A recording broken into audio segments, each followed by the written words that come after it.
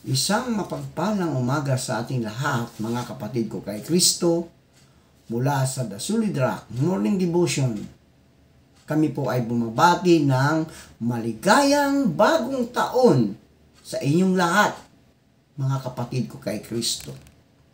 Isang kagalakan na muli tayo ay makapagbulay-bulay sa salita ng Panginoon sa umagang ito at mga ilang minutong pagbulay-bulay ng mga salita ng Panginoon upang papurihan at sambahin ang ating Panginoong Hesukristo. Ang ating pong pagbubulay-bulayan sa magandang umaga ng linggo ay matatagpuan sa Mateo 11, talatang 28 hanggang talatang 30. Ito po ang sinasabi, "Lumapit kayo sa akin, kayong lahat na nahihirapan at lubhang nabibigatan sa inyong pasanin. At kayo'y bibigyan ko ng kapahingahan.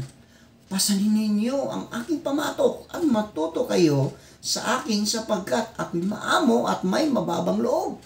Makakatagbo kayo sa akin ng kapahingahan sapagkat madaling dalhin ang aking pamatok at magaan ang pasaning ibibigay ko sa inyo." Tayo po ay manalangin. Ama naming Diyos na makapangyarihan sa lahat, kami po ay lumalapit sa inyo at nagpapakumbaba sa iyong harapan at humihingi ng kapatawaran sa aming mga kasalanan. Patawarin niyo po kami, O Diyos, at bigyan niyo po kami ng karunungan upang kami makasunod sa iyong kalooban at gabayan niyo po kami sa lahat ng aming mga ginagawa. Aming itataas ang aming mga kapatid na nangangailangan ng kagalingan dahil sa mga karamdaman. Pagalingin niyo po sila, O Diyos. Aming inilalapit sa inyo ang aming mga kapatid na naghahanap buhay sa lansangan, na sila iyong ingatan sa mga masasama. Amin ding inilalapit sa iyo ang aming mga kapatid na naghahanap ng trabaho, ito may lokal o abroad, na sila iyong ay makasumpong ng trabaho. Tulungan niyo po sila, O Diyos, upang sila ay magkaroon ng hanap buhay. Ingatan niyo po ang mga anak mo na sasalubong sa bagong taon, na sila ay hindi mapahamak sa mga paputok. Ilayo niyo po sila sa kapahamakan. Salamat sa mga katugunan sa aming mga panalangin sa pangalan ni Jesus. Amen. Mga kapatid, kaibigan, ang ating buhay araw-araw minsan ay napapagod tayo. Hindi lang sa pisikal, kundi pati na rin sa ang ating isipan. Mga problema sa pang-tuition fee ng mga bata na nag-aaral, problema sa bayarin ng kuryente, problema sa kinaharap natin sa araw-araw, mga mahal na bilihin.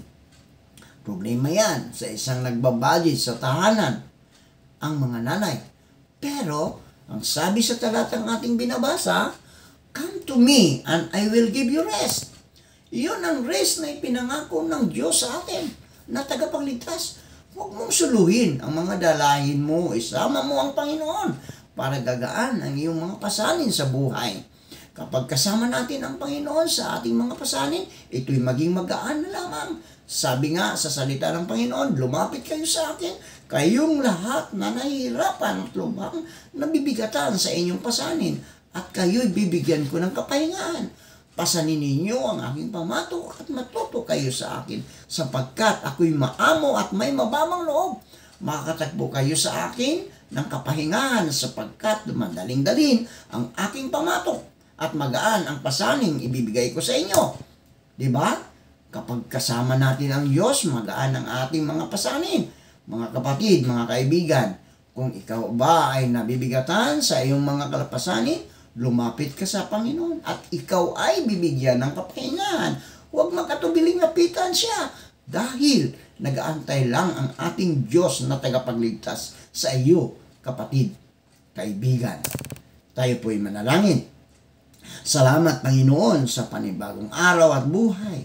Aming inialay sa inyo ang buong araw na ito at gabayan niyo po kami sa aming pananambahan sa magandang umagang ito. Ikaw, Diyos, ang siyang manguna sa amin.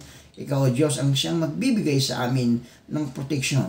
Gabayan mo ang mga lingkod mo, ang mga manggagawa, ang mga pastor na silang nagbidadala ng iyong mga salita upang marinig ng iyong mga anak. Maraming salamat po. Ingatan mo po ang lahat na nakikinig ngayong umaga. Ikaw, O Diyos, ang siyang maghari sa kanyang mga buhay. Sa pangalan ng Ama at ng Anak at ng Banal na Espiritu Santo. Amen at Amen.